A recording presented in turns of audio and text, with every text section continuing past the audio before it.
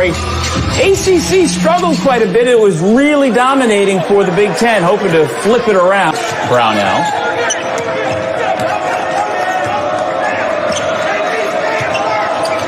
And the starters for the Terps. Wiggins back in the starting lineup. Last year's conference sell Scott and Smith. And the Terps are on the board first. Great offensively, averaging 84 points per game and an average margin of victory of over 24 points per game. So the Terps can put points on the board. Going to test the defense of Clemson tonight. Integral part to this, part to this team. So you have to make sure you're getting his best production. Some guys don't do well coming off the bench. I was one of those guys, and right now oftentimes has walked away with a number of shoot-around championships over the past few years I've been covering Clemson basketball. Right. While the quickness and the speed and the leaping ability go away, the jump shot doesn't leave as you get older. Right, Corey? It does not, and I can attest to that. Trailing 4-2 early. Slow start offensively for both squads. This is Aaron Wiggins.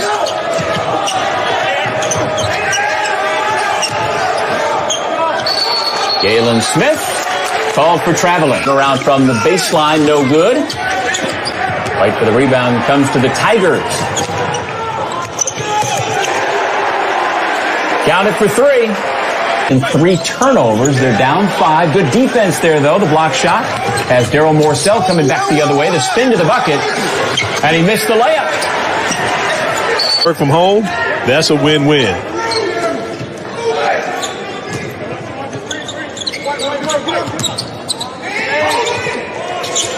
Back with the pass. Shot Tigers had a great debut, 10 points against Mississippi State when Amir Sims game, and was able to come in and give big minutes for Amir Sims. And when I'm sure wasn't expecting that when you would consider that a Sims. And it's a lot of that in this game. You'll see a number of the, bigger players out on the perimeter making plays. Rebound grab by Trapp. He'll dribble up.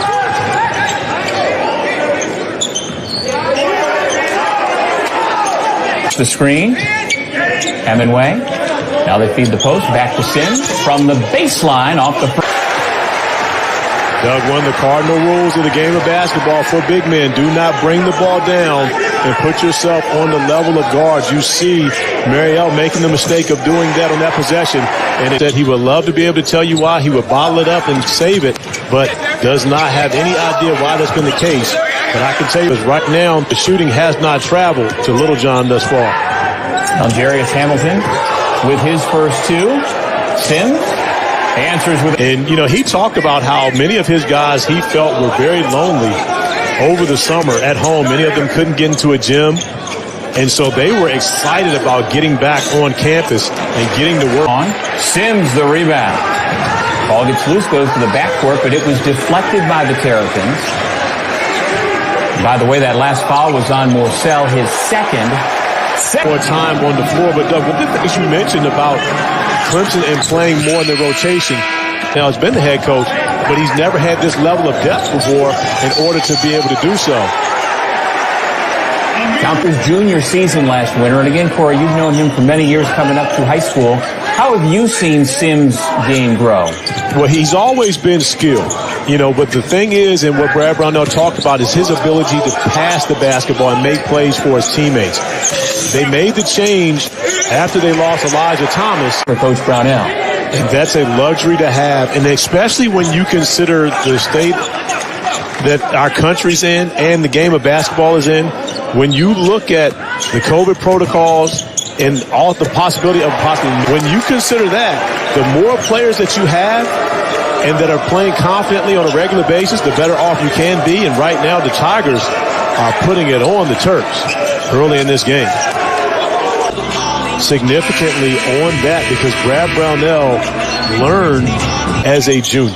Okay, so when you think about that, if Amir Sims, who's preseason All-ACC and who was third-team All-ACC a year ago, if he buys in, then how is it that anyone else on this team should not buy? This is a little reminiscent of his freshman year where they had more reserves and had guys coming off the bench in waves. Certainly not then as much as they have now. And so the 3. Clemson will now run more time off the clock, run more offense, and make Maryland have to work for the 20 seconds and come up with another.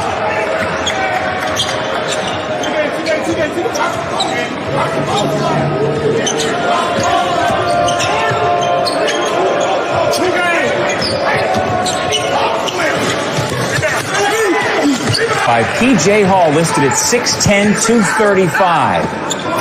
Hall does a great job running the floor, demanding the attention of Maryland's defense. Jalen Smith having to battle to keep Hall out of the paint. But when you look at the ability... Clemson scout team in practice. His feed to the post leads to a good look, but no finish for the Tigers. Terps back the other way. Hart.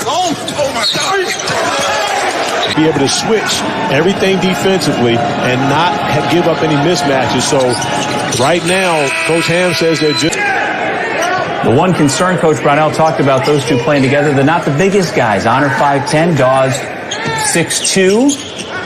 And especially against a team like this where Maryland pretty much goes 6'5", 6'6" with their entire backcourt. Although timeout to make sure that the Terps knew this level of conversation was not going to continue in this game. Nice look inside and the reverse. But when you think about the rotation and how many players are getting played, Doug, you mentioned earlier, how do you keep everyone happy?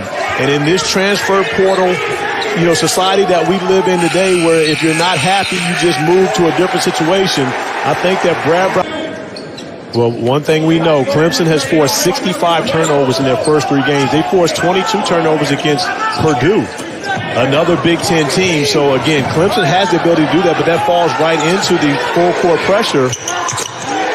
Minutes to play. What can the Terps do to get back in this thing? Well, right now, the Terps really have to get stops. That's where it's going to start for them because, of course, they can't go basket for basket as Alamir Dawes comes out and knocks down the easy 2. On the block to try to wear into their legs a little bit. Maybe you can cause them to miss a couple of those shots on the other end of the floor. Wide open from the corner. Off the mark. You're pretty much starting to break the other direction for the opponent. Doug, you mentioned this is the first time that Maryland's played with fans in the stands and parents, for the Terps. Many of their only time to be able to see their sons play this season. Coaches aren't too superstitious, are they? No, not at all. Eric Ayala with the layup.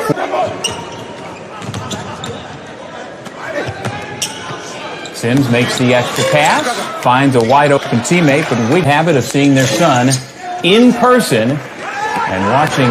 Unfortunately, though, the Terps down by 23 points.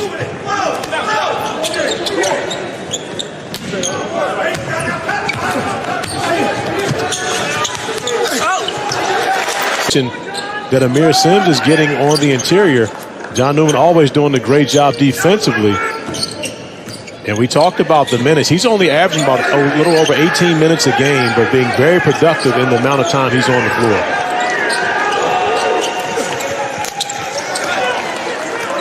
Night of the ACC Big Ten Challenge. Tigers have been in control pretty much from... And has had multiple games where they've had 6 players in double figures. And right now, it's only the 2 guys for Clemson in double figures after 25 minutes of play as Jalen Smith is able to come away with another. And right now, getting an opportunity to do just what you said they haven't done, score at least 4 straight points on back-to-back possessions and try to cut into this lead. So Aquan Smart, Reese Mona into the backcourt now for the Terps. Could have gotten a foul on that possession from Amir Sims. So I like Scott's aggressiveness on the offensive end of the floor. He's going to have to continue to be that guy for Maryland. They've got to find someone else to help him out. Jonathan Bear trying to play big down low. But you also have, with Amir Sims and Bear on the court, 2 guys that can score and finish over top of the defense in the paint. So Brad Brownell has a... Scott after the rebound. Maryland keeps. Scott. And that's the way he wants people to live. And, what the V Foundation has been able to do is trying to give opportunities for so many people to continue to live that life and beat this cancer. Nice look inside, you know. Is the reason why they've cut this game, or cut this lead pretty much in half. Young man from northern New Jersey out of the Patrick School. In the full court, putting pressure on Maryland's backcourt. Well, Maryland fans have gotten used to Melo Trimble, Anthony Cowan. This is the first time in several years they haven't had a ball-dominant point guard. It's more by committee. Great fake, and then the layup by Ayala. Running out of time, again, you don't want to be in a scenario where you feel panic, but you got to recognize you got to start putting points on the board if you want to try to find a way to come back and win this game. Ayala and Wiggins together in the backcourt. Wiggins feeds inside, and the to try to handle this pressure, but this is the point where Clemson can't be passive again and be facing the shot clock and another shot clock violation, moving the basketball around the perimeter. It has to start to attack. Shot clock again coming into play. Honor puts up an air ball, but there to clean it up.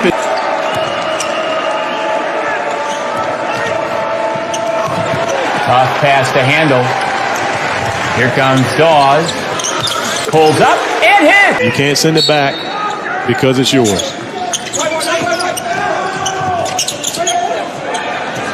Off the inbound, Maryland trying to get back. They had drawn to within 12. Good work on the offensive glass. Pushed back by Morsell. At least 200 text messages on it. Absolutely.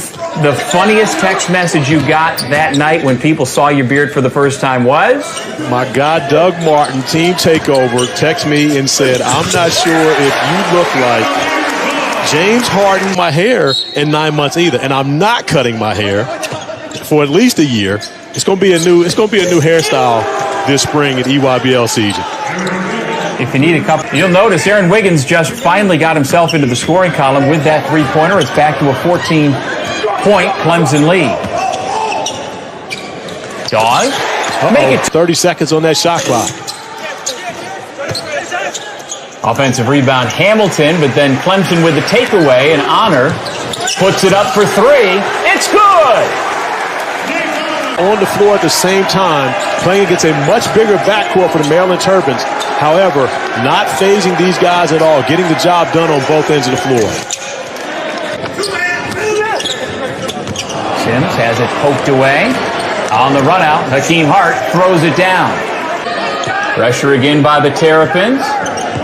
They're desperate to try and turn over Clemson. Tigers handle that pressure, though. Right to the bucket for two. What did you make out of what we saw last night and how good the Big Ten looks so far in the early season? Well, I think the Big Ten looks very good in the early season. A lot of that has to do with the fact that you've got a lot of returning players. You know, Luka Garza, Ayo DeSumo, Kobe Coburn. You know, when those are three significant guys. When you look at how good Iowa is, how good Illinois is this year in the Big Ten. And so a lot of love. we've gotten to be cool now. And so I would say no to that, because Bill Walton, who mentions the Conference of Champions as to teach regarding sacrifice and everyone being a part of the team and everyone having a role. And because of that, Clemson moves on to 4-0 this season and looking line and trying to yell at your guys, etc. Final score 66.